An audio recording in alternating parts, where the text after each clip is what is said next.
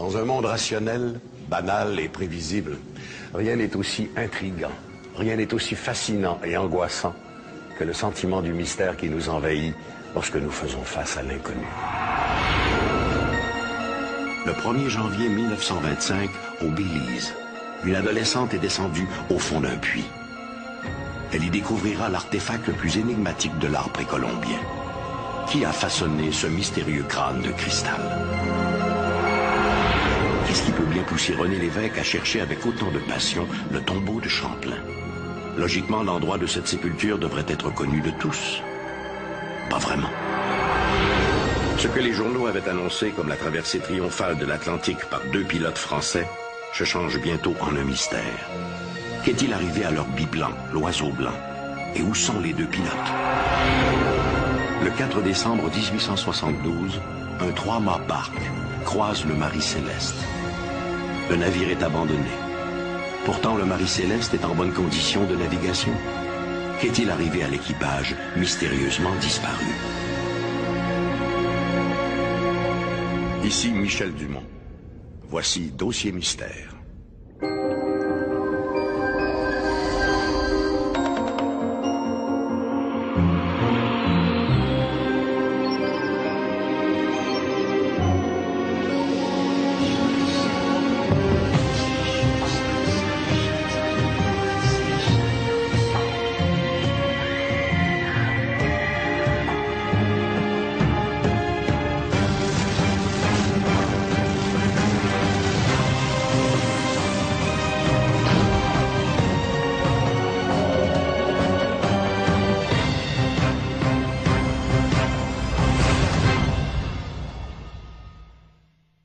Pour beaucoup d'entre nous, l'archéologie est synonyme d'aventure.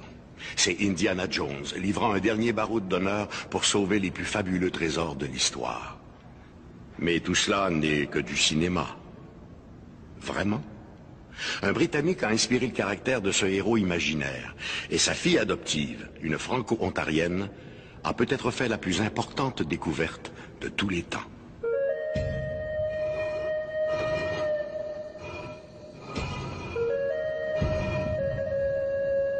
En ce 1er janvier 1925, il y a une activité fébrile au sommet du grand temple de Loubantom, cette cité maya redécouverte quelques mois plus tôt par l'aventurier britannique Frederick Mitchell Hedges.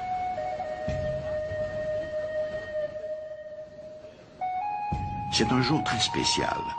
Une semaine plus tôt, la fille adoptive de Mitchell Hedges, Anna, a remarqué, en regardant par une fissure entre les dalles du temple, un objet brillant tout au fond du puits.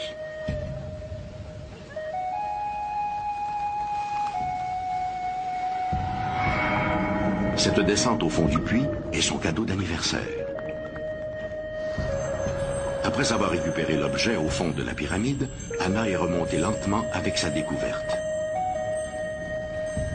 À la lumière du jour, tous sont ébahis par la beauté de la mystérieuse relique. Dans un geste théâtral, l'aventurier Frederick Mitchell Hedges la soulève à bout de bras pour la faire voir à tous ses ouvriers. À l'unisson, 4 mots s'élèvent comme une clameur. Las Calaveras de Cristal. Le crâne de cristal. Professeur, archéologue et aventurier, Frederick Albert Mitchell Hedges est sans contredit l'un des personnages les plus étonnants de sa génération. Il servira lui-même de modèle à Steven Spielberg pour son personnage d'Indiana Jones. Frederick Mitchell Hedges a pratiqué tous les métiers. Antiquaire, explorateur, archéologue, conférencier, auteur et poète. À l'âge de 16 ans, son père, John Hedges, le fait enrôler par une équipe de prospecteurs sur le point de s'embarquer pour l'Arctique. Il veut détourner son fils de sa passion pour les récits fabuleux.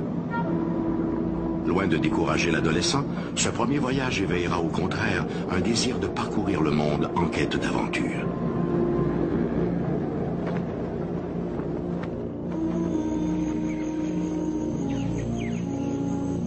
La fascination et le respect de Mitchell Hedges pour les peuplades indigènes sont déjà notoires. Durant son séjour parmi ces tribus indigènes, les carnets de voyage du jeune aventurier constitueront l'une des toutes premières études ethnologiques de ces peuplades.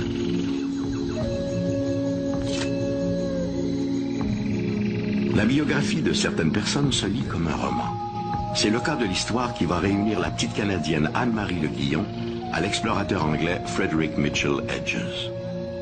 En 1917, celui-ci adopte la petite Anne-Marie Le Guillon. La fillette se trouve dès lors parachutée dans un univers fantastique.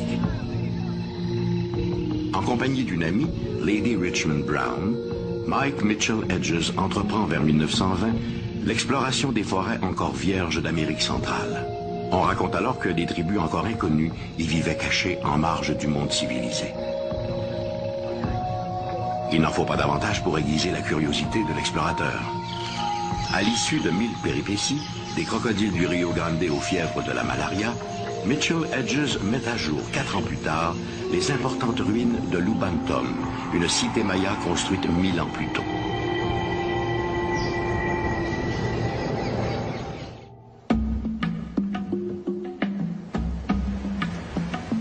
Et c'est au cœur du grand temple de la cité que sa fille adoptive Anna va découvrir l'artefact le plus énigmatique des civilisations précolombiennes.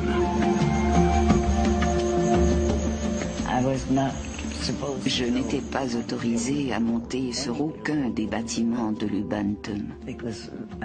J'aurais pu avoir un accident et mon père était très protecteur. Mais un jour, j'ai entendu 2 indigènes mayas dire que si l'on montait sur l'un des bâtiments, on pouvait voir à des milles à la ronde. Ma curiosité a été plus forte et je suis montée au sommet. J'étais là, regardant l'horizon, quand j'ai été éclairée par les reflets provenant du crâne qui était à l'intérieur de l'édifice. J'étais très excitée et je me suis empressée d'aller le raconter à mon père. Bien sûr, il a commencé à me réprimander en me disant que je ne devais pas grimper là-haut, qu'il était responsable de moi. Mais pour lui aussi, la curiosité a été plus forte et il a dit « Nous allons aller voir ce qu'il y a là-haut ». J'ai été désignée pour descendre. Mon père a dit « Tu l'as vu, alors c'est à toi de descendre ». J'ai répondu « Il n'en est pas question. Je n'ai pas envie de descendre là-dedans. Il y a des serpents, toutes sortes de serpents, je n'irai pas ». Mais il a été inflexible. « Tu l'as vu, alors tu descends et peu importe de quoi il s'agit, tu le remontes ». Aujourd'hui, Anna fête ses 17 ans. L'entrée du puits est suffisamment dégagée. Malgré ses inquiétudes paternelles, Mitchell Hedges a décidé de souligner l'événement en laissant sa fille aller chercher elle-même sa découverte. Il m'a attachée à une corde et 2 hommes m'ont fait descendre.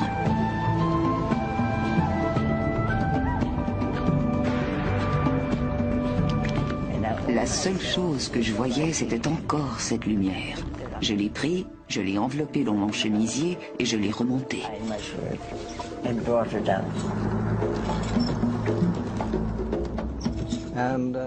Elle l'a trouvé et l'a remonté. Dès que les indigènes l'ont vu, ils sont devenus très agités. Pour eux, c'était comme un présent des dieux.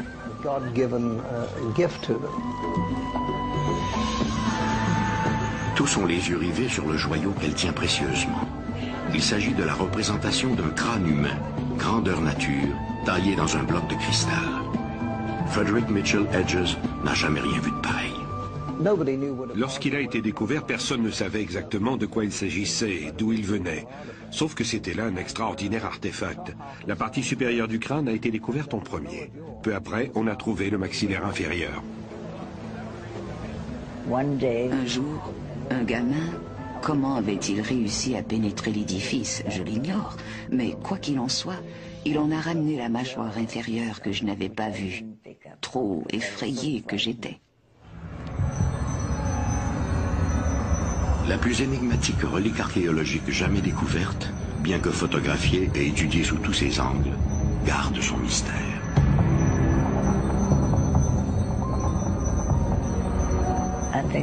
Je pense que le véritable secret du crâne réside dans son utilisation comme objet de guérison. Il a guéri de nombreuses personnes et rendu leur vie plus supportable, plus agréable.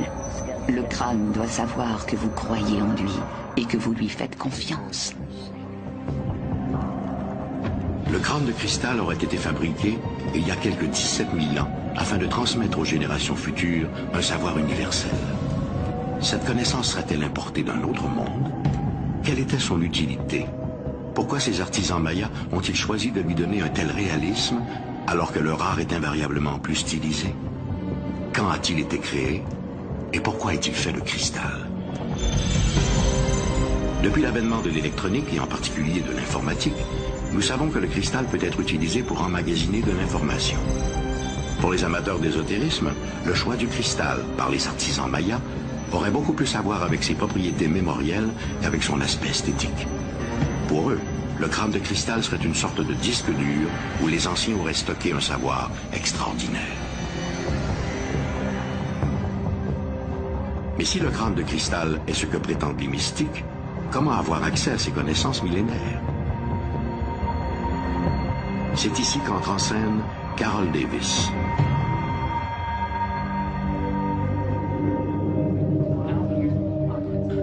Au début des années 80, Carol Davis accompagne un ami chez Anna Mitchell Hedges à Kitchener, en Ontario. Carol Davis est déjà à ce moment-là l'une des plus extraordinaires sensitives canadiennes. Carol Davis n'a alors qu'un intérêt mitigé pour l'archéologie et les civilisations anciennes. Mais dès qu'elle plonge son regard dans les orbites vides du crâne, ses sens s'emballent. Pendant 2 heures, elle sera plongée dans un état de transe en communication directe avec l'esprit du crâne. Ce sera la première d'une longue série de séances de channeling avec le savoir millénaire du crâne.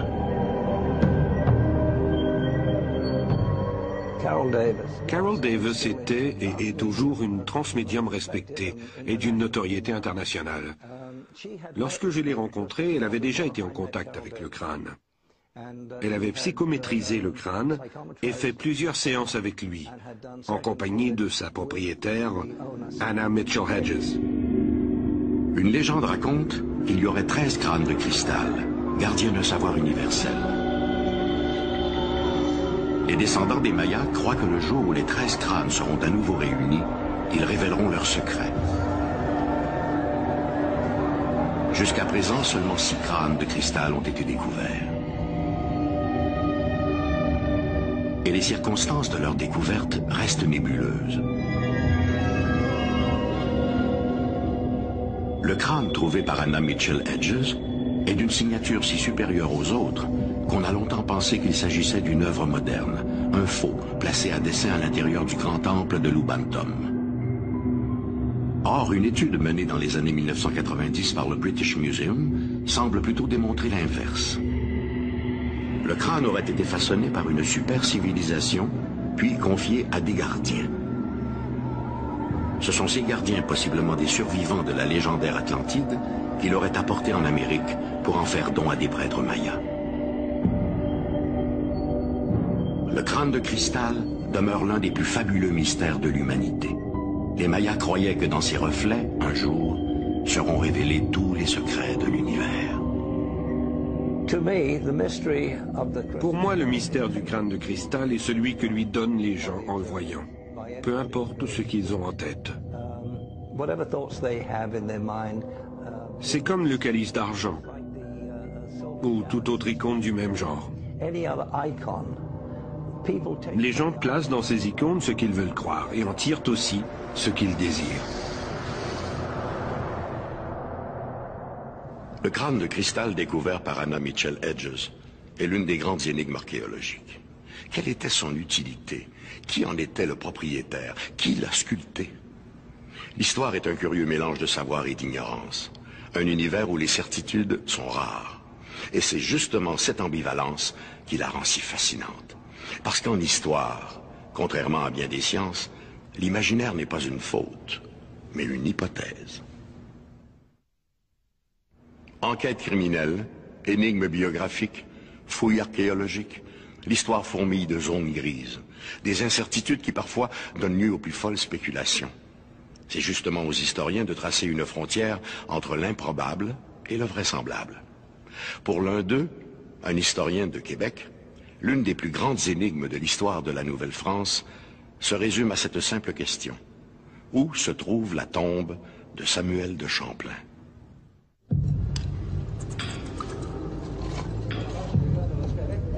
L'action se passe sous la tour du clocher de la basilique de Québec. Des guirlandes d'ampoules électriques donnent au spectacle quelque chose d'irréel. L'air est tellement vicié que les ouvriers doivent porter des masques pour se protéger. Avec d'infinies précautions, les hommes glissent des câbles sous le cercueil de cuivre. Cette opération achevée, les 4 hommes soulèvent en même temps, et le plus délicatement possible, le précieux tombeau. 1, 2, 0, go! Le moment de vérité approche. Sans plus attendre, un des ouvriers commence à découper le joint de plomb qui maintient le couvercle en place. À mesure que progresse le découpage, tous s'interrogent. S'agit-il de la dépouille qu'ils recherchent depuis si longtemps? Finalement, le couvercle glisse sur le tombeau et la dépouille apparaît enfin, admirablement conservée. Se pourrait-il que ces ossements soient ceux tant recherchés de Samuel de Champlain, explorateur et fondateur de la ville de Québec? La quête du tombeau de Samuel de Champlain, le premier gouverneur général de la Nouvelle-France, est aujourd'hui indissociable de son principal artisan, René Lévesque. Né à Québec en 1925, ce fils de commerçant se passionne très tôt pour l'histoire de Champlain. C'est dans l'occasion d'une fête de la langue française, et c'était M. Leblanc qui parlait de Champlain avec beaucoup de chaleur. Il était extraordinaire, bonhomme, il était très, très attirant, autrement dit, puis on était tous gelés, entendu par ce qu'il disait. Et à la fin, il dit, il est mort en 1635, et il serait déposé là-bas. Il rouvre ses bras comme ça en direction du Collier de la Terre, entre la rue du Trésor, du Fort, Sainte-Anne et Val. Alors, il dit, à part de ça, sous la terrasse, il y a le Fort Saint-Louis, fait par Champlain lui-même. C'était assez pour que je tombe amoureux de Champlain. Pour le jeune René Lévesque, la quête vient de commencer. Dès le lendemain, l'adolescent se faufile sous la terrasse du Frein. Alors qu'il longe ce qui autrefois était une partie des remparts de l'ancienne ville, il peut presque ressentir les effluves du fondateur de Québec. Pour lui, cette quête a quelque chose de mystique. Samuel Champlain avait été nommé cartographe du roi, géographe du roi, c'était la vraie appellation. C'est comme cela que Champlain s'est embarqué à bord de la Bonne Renommée à Honfleur en 1603, la première fois. Bon, là, on sait qu'il est arrivé à Tadoussac, qu'il a remarqué, c'est lui le premier qui a remarqué le site de Québec. En algonquin, apparemment, Québec signifie retrécissement. Et justement, Champlain avait remarqué ce lieu. Il veut dire, il y a les falaises qui protègent d'abord des ennemis et du vent aussi. Le fleuve est plus étroit à cet endroit et les eaux sont très profondes. Donc on pourrait y faire un port pour y emmener des navires de fort tonnage. Samuel de Champlain fonde la ville de Québec en 1608 et le roi Henri V le nomme premier gouverneur général du pays. Sa générosité et son grand sens de l'honneur et de la justice lui valent la sympathie des communautés autochtones. Toute sa vie en terre d'Amérique, il aura sans cesse cherché à harmoniser l'ancien et le nouveau monde. Champlain, d'abord, il est décédé à peu près à l'âge de 70 ans. Il était paralysé depuis quelques mois. Il était au Fort Saint-Louis, dans une petite sa chambre à lui. Puis il pouvait écrire quand même, parce qu'on voit à son testament, on voit qu'il y a une écriture qui est là, mais est un peu malmenée. Mais quand même, c'est ça. Et après ça, ben, il est mort le jour de Noël. La nuit de Noël, le jour. Alors là, c'était une catastrophe dans le pays, parce que c'était le père fondateur qui partait, là. Il y a eu une très belle cérémonie religieuse, il y a eu un défilé dehors dans la rue Buade, ce coin-là, jusqu'à l'église paroissiale, puis qui était justement l'église Sainte-Anne de Recouvrance, dans le char de Frontenac. Peu de choses sont connues sur l'époque et sur l'endroit où a été inhumé Samuel de Champlain. Pour l'essentiel, les historiens doivent s'en remettre au journal personnel de Charles Huot de Montmagny, deuxième gouverneur général de la Nouvelle-France et responsable de l'inhumation de Champlain. Montmagny écrit avoir fait déposer le corps de son prédécesseur dans la chapelle Champlain et d'avoir fait placer à ses côtés les corps de ses amis, le père Charles Rimbaud et M. François de Ré. Mais où se trouve exactement cette chapelle Champlain? Voilà la clé du problème.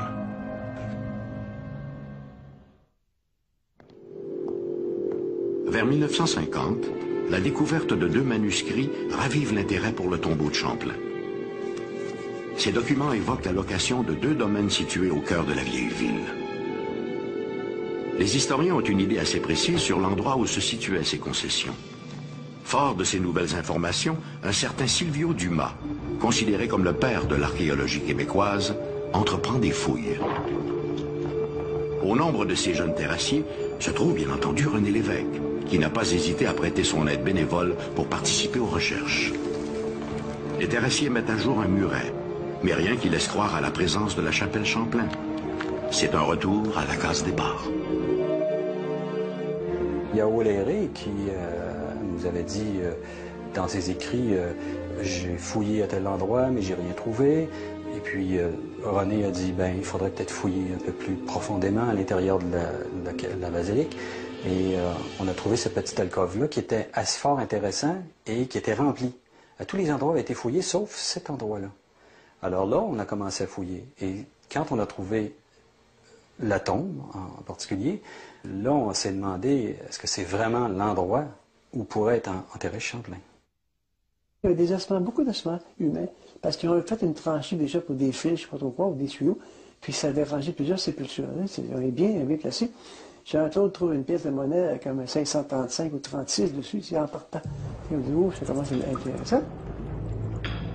Malheureusement pour René Lévesque et son équipe, les restes n'étaient pas ceux de Champlain, mais ceux d'un officier du culte. La peau brunie comme un cuir mal tanné donne au corps des allures de momie. Le défunt repose dans des vêtements d'apparat, soutane colorée et une croix en or. La dépouille semble dévisager les profanateurs qui ont osé troubler son sommeil. Le père Vigin, c'est un père jésuite. C'est un père jésuite belge, mort en 1879. Pour une énième fois, la dépouille de Samuel de Champlain échappe à ceux qui le recherchent. Mais pour combien de temps? René Lévesque a récemment mis la main sur un manuscrit aux archives de la ville de Québec, qui pourrait bien le mener directement au tombeau de Champlain, juste à temps pour le 400e anniversaire de la ville de Québec. Champlain, c'est un modèle d'homme à présenter pour réveiller les Québécois actuellement, les faire retourner à leurs sources françaises et chrétiennes et amérindiennes.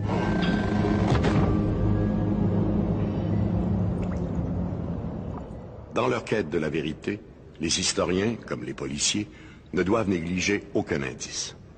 C'est grâce à la persévérance, et parfois à l'entêtement, que l'histoire révèle des secrets là où tout paraissait limpide. Sans ce travail de bénédictin, l'histoire prendrait vite des allures de roman sans surprise. L'histoire fourmille d'épopées inachevées et de héros disparus. Des aventures qui n'ont jamais connu de dénouement. Au début du XXe siècle, les gens ont vu apparaître au-dessus de leur tête de bien curieux fous volants. Ces casse-cous allaient, par leur audace, donner le coup d'envoi de la conquête du ciel. C'était l'ère des frères Wright, des grands dirigeables, et de Charles Lindbergh. C'était aussi l'époque de l'oiseau blanc. « 8 mai 1927. Un magnifique biplan est poussé hors de son hangar de l'aéroport du Bourget, en banlieue de Paris. Des centaines de curieux sont réunis pour applaudir l'exploit que souhaite réaliser le tandem Charles Nungesser et François Colly. À bord de cet avion, ils tenteront de devenir les premiers aviateurs à franchir l'océan Atlantique sans escale. Après avoir consulté les derniers relevés météo et serré les mains de quelques amis, les deux pilotes décollent en direction de l'Amérique.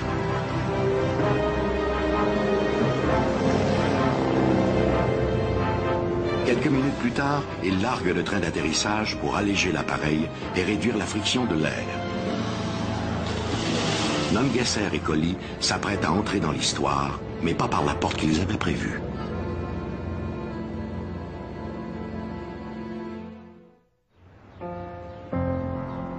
Au début de 1927, de nombreux aviateurs sont engagés dans une course contre la montre. Tous veulent être les premiers à franchir l'Atlantique sans escale et ainsi remporter le prix Orteig, assorti d'un montant de 20 000 $. C'est un tandem français, le navigateur François Colly et le pilote Charles Nungesser, qui ont été les premiers à tenter l'exploit au printemps de la même année. Charles Nungesser était l'un des plus fameux pilotes français de la Première Guerre mondiale. On lui reconnaissait officiellement avoir abattu 45 avions, mais officieusement on parlait volontiers de 107. Chaque fois que Charles Nungesser montait à bord d'un avion pour réaliser ses exploits, il s'assurait d'y apposer sa signature. Un macabre dessin représentant un cercueil et un crâne à l'intérieur d'un cœur noir. Quand on lui demandait ce que cela signifiait, il répondait « Un cœur vaillant ne craint jamais la mort, même dans ses pires aspects. »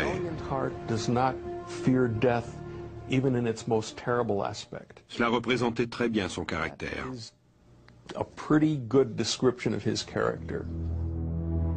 La témérité et le courage déjà légendaire de Charles Nungesser étaient un atout précieux pour réaliser l'exploit. Il n'y avait pas de temps à perdre, parce que de l'autre côté de l'Atlantique, l'Américain Charles Lindbergh frappait à la porte. Nungesser s'est donc associé à François Colly pour l'accompagner dans cet audacieux projet. François Colly était surnommé le Diable borgne à cause du monocle noir qui lui couvrait un œil. Souvenir de la guerre. C'était un excellent aviateur qui n'avait peur de rien.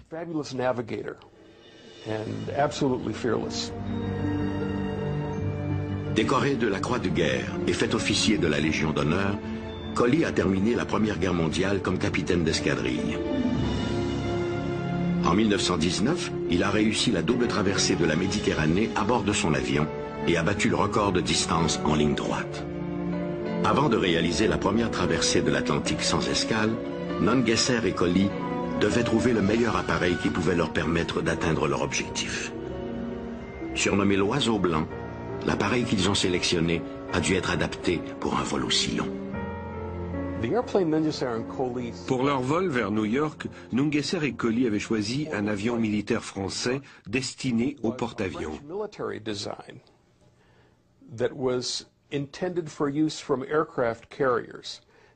Un appareil de conception géniale. En cas d'avarie, le train d'atterrissage pouvait être largué. Et son fuselage semblable à la coque d'un bateau lui permettait d'amérir en attendant les secours.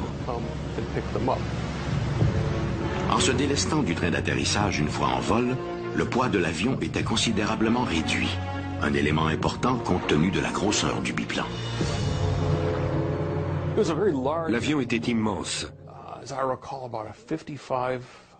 d'une longueur de 9 mètres et d'une envergure de 17 mètres. Il avait une capacité de 3800 litres d'essence. C'était la première fois qu'un avion réussissait à décoller avec assez de carburant pour tenter une traversée de l'Atlantique. Et tout le monde croyait qu'ils allaient réussir.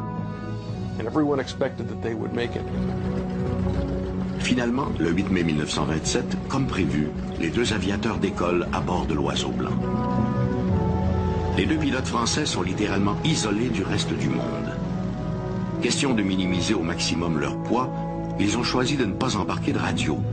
Un choix plutôt téméraire vu les circonstances. Pour se guider, ils doivent s'en remettre essentiellement à leur expérience et aux instruments rudimentaires de bord. Mais en principe, l'itinéraire est simple. Ils doivent voler vers la pointe sud de l'Irlande, virer plein ouest jusqu'à Terre-Neuve, puis, une fois en vue des côtes, mettre le cap au sud jusqu'à New York. Un itinéraire simple, en principe. Nous ne sommes certains que d'une seule chose.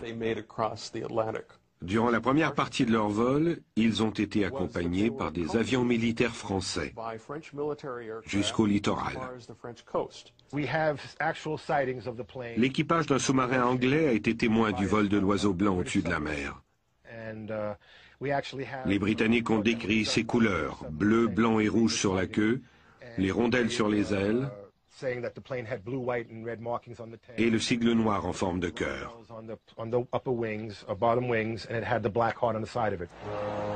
Le lendemain, malgré une température non favorable, les gens attendent avec impatience l'arrivée de l'oiseau blanc. Le port de New York est rempli de bateaux et tous cherchent à savoir où en sont Nungesser et Collie. On a rapporté avoir aperçu l'avion au-dessus de Terre-Neuve,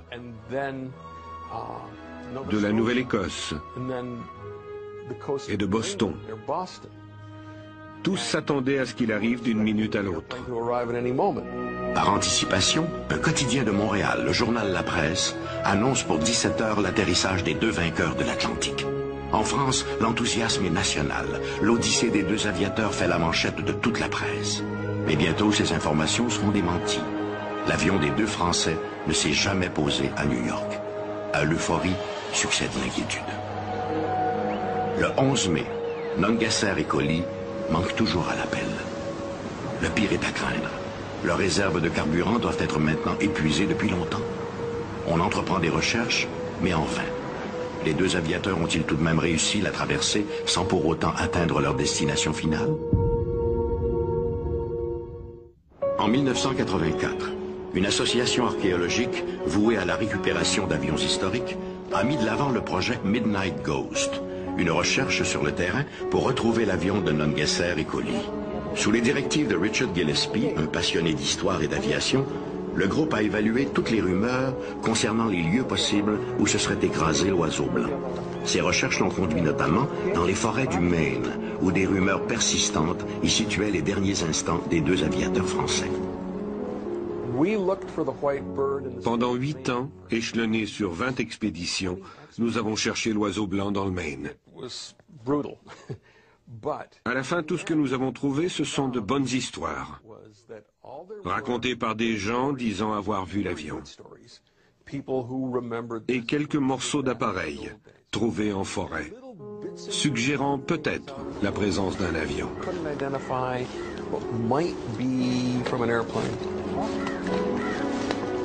Pour ajouter au degré de difficulté, le groupe a aussi retrouvé au fil de ses nombreuses recherches des morceaux provenant d'autres appareils sans lien avec l'avion de Nungesser et Collie. En 1992, ils se sont tournés vers la péninsule d'Avalon, à Terre-Neuve. À en croire les comptes rendus de l'époque, un avion aurait été aperçu dans le ciel de l'île au lendemain du départ de Nungesser et Collie pour New York. Il existe des rapports écrits provenant de citoyens de Terre-Neuve de l'époque. Ces gens ont été assermentés devant un magistrat et leurs récits catalogués. Lorsque l'on regarde de plus près ces documents, ils donnent un itinéraire séquentiel tout le long de la côte de Terre-Neuve. À l'aide d'appareils sophistiqués, Richard Gillespie a acquis la certitude qu'un avion s'était bel et bien écrasé dans la région de Gull Pond, au cœur des marécages de Cape Shore, sur la péninsule d'Avalon. Malheureusement, aucun des débris retrouvés dans le secteur n'a été formellement identifié comme provenant de l'oiseau blanc. L'hypothèse d'un crash à Terre-Neuve n'est pas l'apanage de Richard Gillespie et de ses hommes. William Nungesser, un cousin du célèbre aviateur, est du même avis. Il croit lui aussi que des fouilles plus poussées permettront d'éclaircir le mystère entourant les derniers instants de Nungesser et Collie. À Terre-Neuve, il existe plusieurs petits étangs creusés par les glaciers qui ne sont pas très profonds, pas plus de 3 mètres.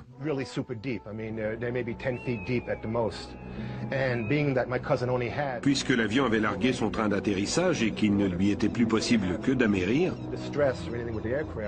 ils ont probablement essayé de se poser sur l'un de ces étangs. Un résident de l'endroit a d'ailleurs rapporté avoir vu un avion en détresse qui cherchait un endroit où se poser.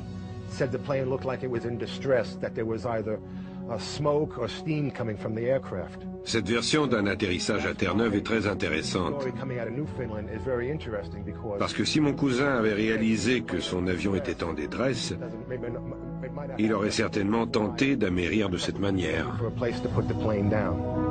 La solution à l'une des plus grandes énigmes de l'aviation repose-t-elle au fond de quelques marécages de Terre-Neuve? François Colly et Charles Nungesser ont-ils trouvé la mort loin de chez eux, en terre canadienne? En décollant du Bourget par cette fraîche matinée de mai 1927, François Colly et Charles Nungesser espéraient se tailler une place dans l'histoire de l'aviation. Ils ont plutôt ouvert la porte à l'Américain Charles Lindbergh, qui a réussi la traversée quelques jours seulement après leur tentative infructueuse. La disparition de l'avion de Nungesser et Colly s'inscrit dans les grandes énigmes de l'histoire. Que s'est-il passé à bord de l'Oiseau Blanc? Les deux aviateurs français ont-ils réellement atteint le Canada, comme certains le croient, ou se sont-ils simplement abîmés en mer? Si plusieurs pensent que la découverte de cette épave représenterait la fin de l'énigme, au chapitre des disparitions, l'histoire nous rappelle que le mystère est parfois si complexe que la solution ne représente que le début du questionnement. Il est raisonnable de croire que la disparition de Nungesser et Colly soit liée à quelques problèmes mécaniques. Mais comment réagirions-nous si demain, des archéologues annonçaient avoir découvert l'Oiseau Blanc au milieu de la forêt, encore en parfait état de marche? La surprise et l'étonnement, sans doute. Et c'est probablement ce qu'ont ressenti les hommes du Dei Gracia lorsqu'ils sont montés à bord d'une autre grande énigme de l'histoire, la Marie Céleste.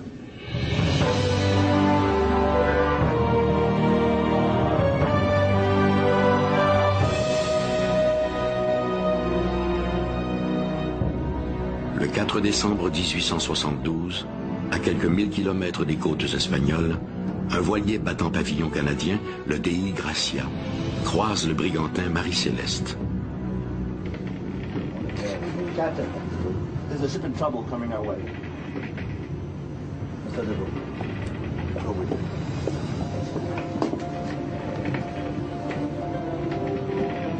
Vu du Dei Gracia, le Marie Céleste semble complètement désorienté. Sur le pont, il n'y a personne. Le navire paraît abandonné.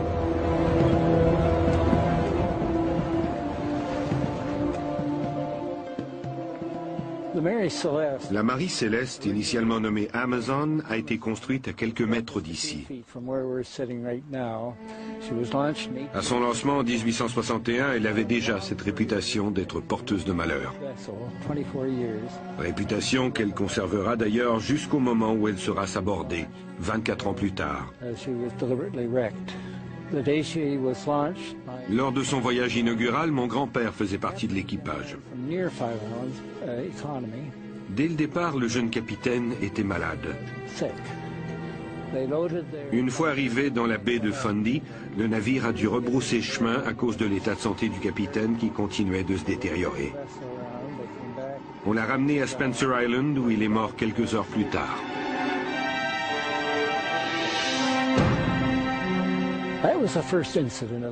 Ce n'est pas la seule fois qu'on allait déplorer la perte d'un capitaine à bord de l'Amazon. On l'a bientôt surnommé Hoodoo, c'est-à-dire porteur de malheur.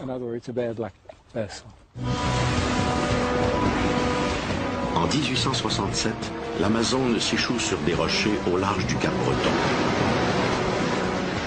On l'a remis à flot et conduit de nouveau à Spencer Island, où il a été entièrement restauré. Sa longueur a été portée à 31 mètres et son tonnage à 282 tonnes. Ses propriétaires ont été obligés de vendre l'Amazon à un armateur de New York. Mais la superstition était toujours bien présente. On l'a alors renommée Marie Céleste, en espérant que ce nom briserait son aura de malchance. Ce ne fut pas le cas. On la retrouve ensuite naviguant à destination de Gênes en Italie avec une cargaison de 1700 barils d'alcool. Elle n'arrivera jamais à destination. L'équipage disparaît entre Staten Island et Gibraltar. Pour le capitaine du Dei Gracia, David Reed Morehouse, cette rencontre a quelque chose d'ironique. Non seulement il connaît bien le capitaine du navire moribond, Benjamin Briggs, mais il y a quelques semaines à peine, les deux navires ont appareillé du port de New York. Étrange coïncidence. Morehouse demande à ses hommes de se rendre sur le Marie Céleste pour enquêter. Lorsque l'équipage du Dei Gracia l'a aperçu, la Marie Céleste avançait lentement. Les marins ont fait des appels dans cette direction, mais sans succès. Le seul signe de détresse apparent était un câble qui pendait à la poupe.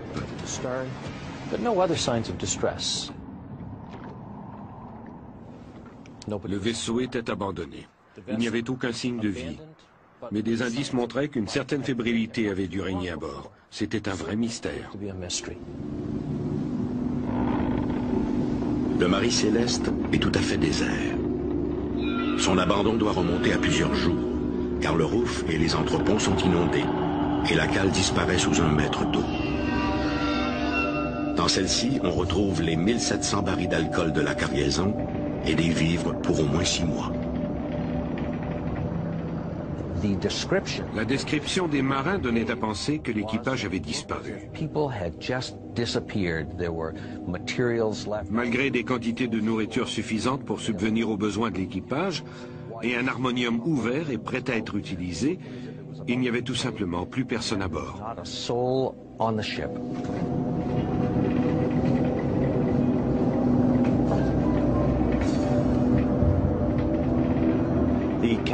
La cabine du capitaine était en partie inondée et en désordre. Les instruments de navigation et le journal de bord étaient manquants. Une dernière entrée sur l'ardoise du bord datait du 25 novembre, une semaine plus tôt.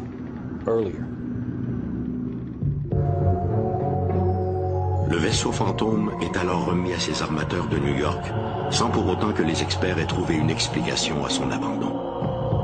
Le Marie Céleste va continuer à bourlinguer à travers le monde. Partout où il amarre, il attire les curieux. Plusieurs ont tenté d'élucider le mystère, mais en vain.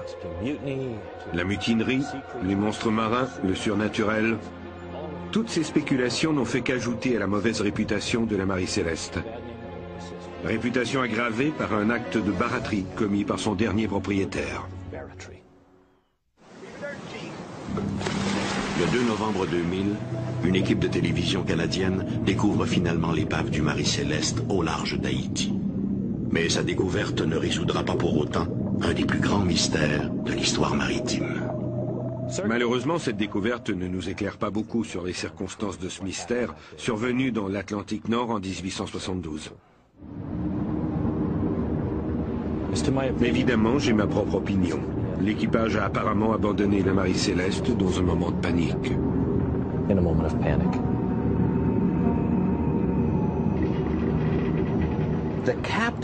Le capitaine de la Marie Céleste, Benjamin Briggs, avait la réputation d'être un homme rigide et très religieux. Il n'avait aucune expérience dans le transport d'alcool.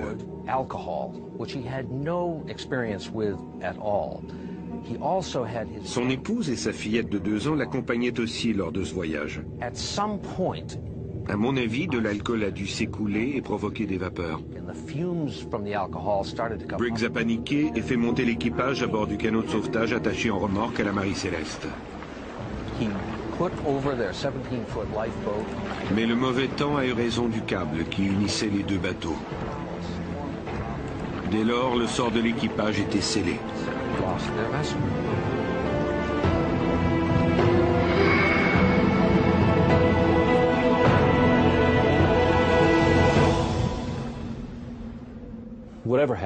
Peu importe ce qui est arrivé, ce mystère est synonyme de tragédie.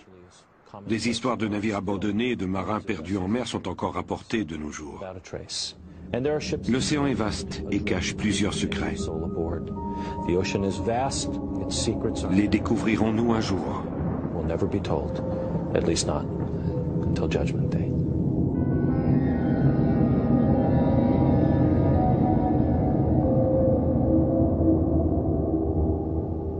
L'Oiseau blanc et la Marie Céleste, 2 noms synonymes de mystère et d'intrigue. Nungesser et Collie se sont-ils écrasés dans un marécage de Terre-Neuve? L'équipage de la Marie Céleste a-t-elle abandonné le navire sans réfléchir aux conséquences de ses actes?